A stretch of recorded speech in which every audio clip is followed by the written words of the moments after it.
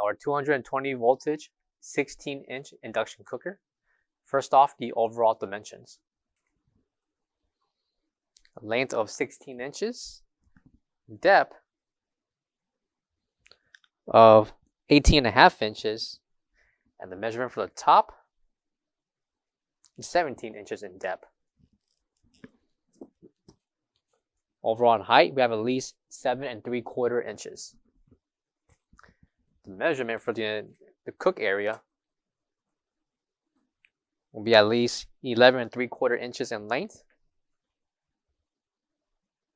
by also 11 3/4 inches in depth. Coming to the bottom, we have your on and off button, the timer, and the mode. And to your right will be the temperature adjustment, with heat can be adjusted from the high to the lowest setting. And coming to the top will be the actual cooker, and again, perfect for hot pots, soups, or anything else you'll like to warm and heat.